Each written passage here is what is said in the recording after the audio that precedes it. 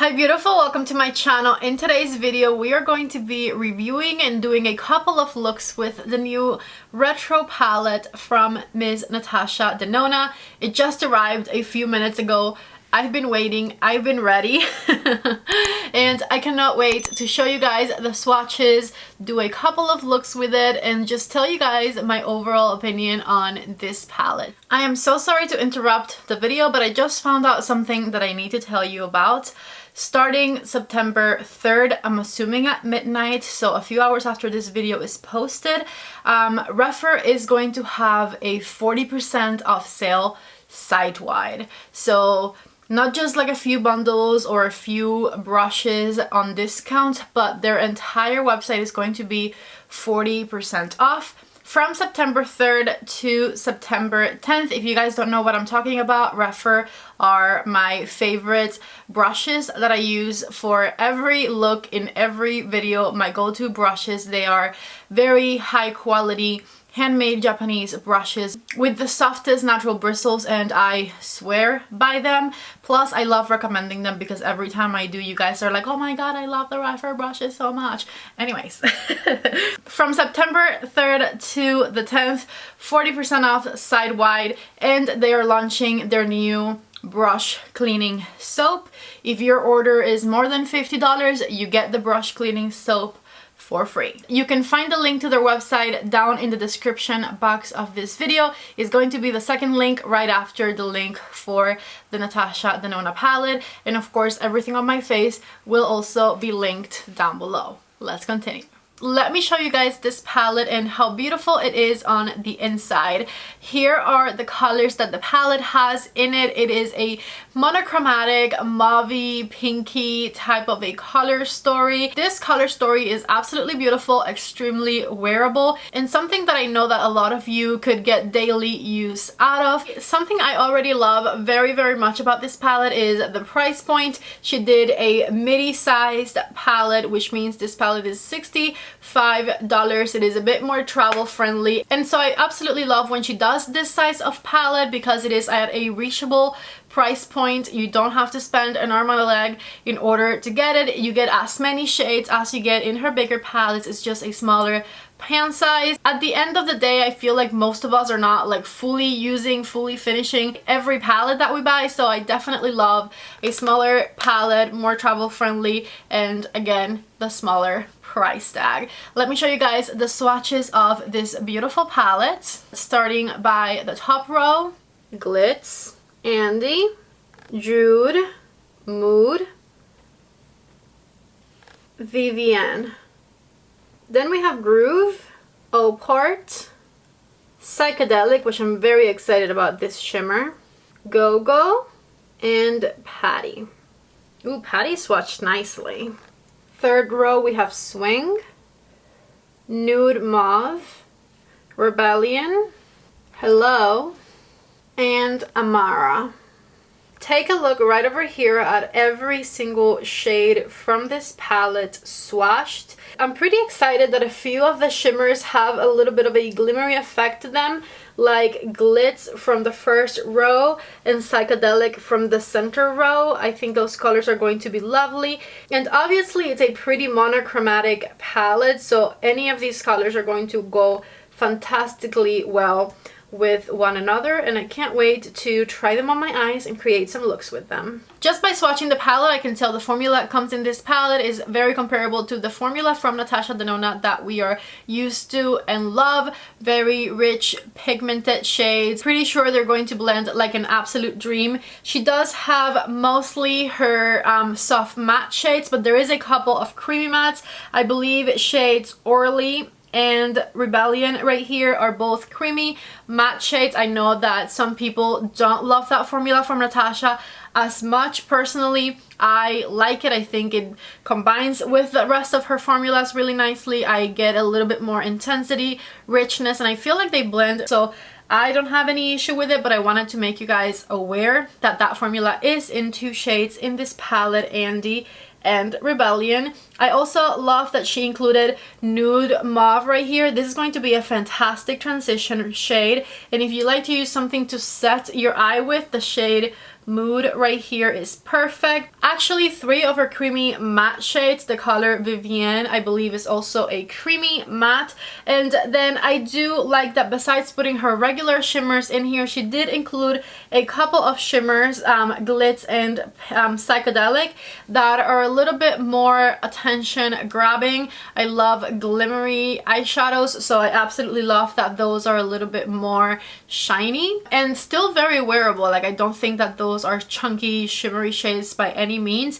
They just have a little bit more of that glitz to it that I really love in eyeshadow, so that I can put them right in the center of my eyelid. Also, the first time I saw this palette, it was because one of you sent it to me over on Instagram when it had leaked, and the person who sent it to me was like, you need to get this palette, it has a shade with your name on it. And so of course I did need to get it, even if it didn't have the shade called Patty, but I mean even more because there is a shade called Patty in there.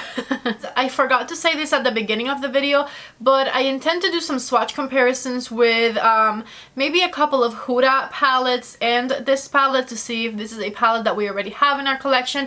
It's definitely a known color story. It's not a color story that we haven't seen before. I can immediately think of the Huda Beauty Nude Light and Nude Rich palette, Naughty Nudes palette by Huda, the new Nudes palette by Huda. All of those have a similar color story to this one, and even like the Pillow Talk palette from Charlotte Tilbury, I think it's more on the warm side, but it has that nudie pinky type of vibe to it. However, I feel like it's good that we now have that color story with the Natasha Denona formula. If you guys have any Natasha Denona palettes, you know how amazing her formula is and how creamy and how blendable. And as much as we've seen color stories like this one in the past, I feel like these are colors that a lot of people love to wear and are going to get a lot of use out of. But before we get into any comparisons, let's create some looks with this retro palette. I also wanted to mention that while I was surprised at the color story because I wasn't expecting an all nudie mauvey pinky palette from Natasha right now, I wasn't disappointed, and I'll tell you why. And you can go back to see my mini retro review on my channel if you want to. The mini retro palette is very cute. I mainly love this nude shade and this shimmer shade right here. I even like this green a little bit, but this color right here in the middle that everybody was so excited about from the mini retro palette does not work for me. I don't like the way it looks on myself. I said it in my review video. It doesn't look like olive on my skin. It looks gray when I put it on my skin, which defeats kind of like the look that this palette has. When my friend Tara reviewed this little palette, I fell in love with it because this green with her more tan warm complexion looks absolutely beautiful. It looks actually kind of like it looks in the pan on her skin tone, but when I tried it on myself, it looked like a gray shade, and not even like a cute gray shade, like just kind of just disappointing, okay? So I'm glad that the midi retro palette doesn't have shades like that one in it, because I personally do not like them. So I'm glad that she gave us something different, and I am 100% sure that this is a color story that I like much better. With that said, she could have definitely called it something completely different, not to get your guys' hopes up, you know, if you like the mini retro palette. Okay, I zoomed you guys even closer, got my hair out of the way. Let's play with some eyeshadows. To start the first look, I'm going to grab the color Vivienne up here with my reference number 15 brush, and we're going to use it as a base right over here. So I'm putting it on the crease and eyelid area. It gives you a really nice brightened look. Okay, so same number 15 brush, and I'm going to grab Nude Mauve, and that's going to be the color on my crease and outer corner right here, and I'm blending it into the first shade. I love Natasha's eyeshadows. Like, that color does not look like it was going to give all this pigment, you know? They're so nice, but they're blendable, so they're easy to work with. I think she has the best matte eyeshadows for sure. Switching to my number 1 brush, I'm going to grab the color Amara back here, and I'm going to add it to the outer corner of my eye. and blend it into the crease shade. I'm going to do both eyes so I can use as many shades as possible because I want to really experience this palette so I can tell you guys if it's amazing or if it's got shades that I don't like in it and whatnot. So there we go, that was Amara blended in.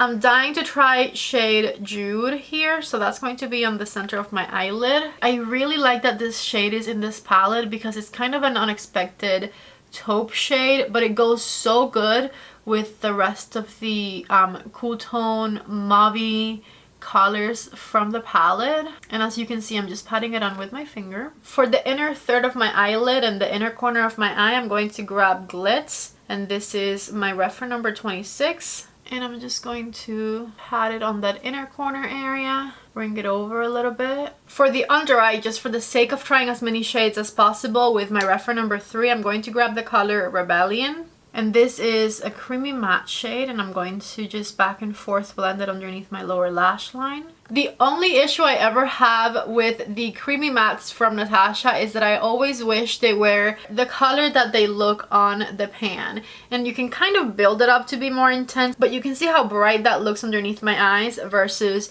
the deep dark shade right on the palette here. I'm going to build it up, and then I'm going to grab a little bit more Amara here to diffuse it.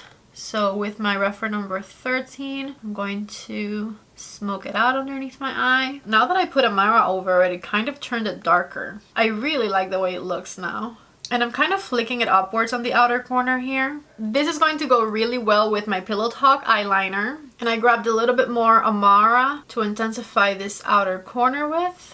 Okay, and this right here is my first look with the Retro Palette. I really like the way it came out. I've been into the darker under eyes, so this looks nice. Before I put any mascara on or anything, let's try some more shades in this eye. I'm going to once again start with Vivienne right here and use it as a base color all over the eye area.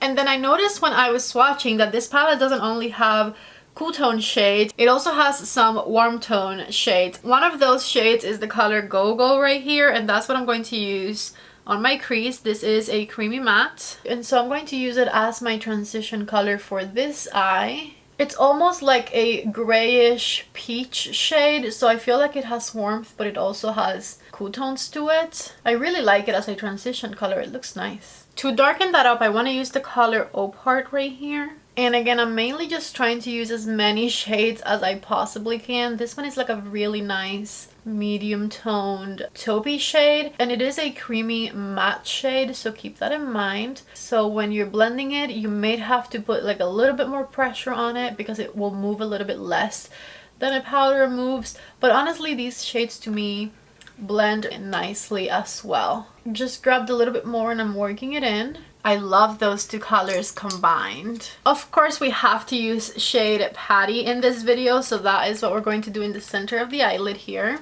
And I'm going to just tap it on with my finger. Unfortunately, Patty's one of her more serious type of shimmers, the shimmers that don't shine as much. She's cute though, nice and peachy. I'm blending it back here with the darker outer corner shade. And now for the inner corner of my eye right here, I'm going to get the color Psychedelic with my reference number 2 brush. And that's going to be the inner corner shade right here. A little bit more patty just to blend them together. For my under eye, I'm going to try the color Andy because I don't think I've used this one yet. And I'm going to just back and forth run it underneath the eye with my reference number 13 brush. And then I wanted to try the color Mod right here.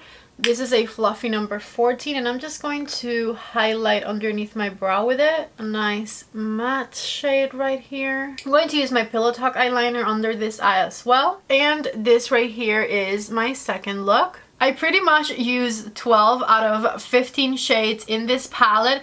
The only ones I skipped were Hello, which I know is going to work beautifully, and then Swing and Groove. Every other shade I used to some capacity, and I can tell you there's no surprises with this palette.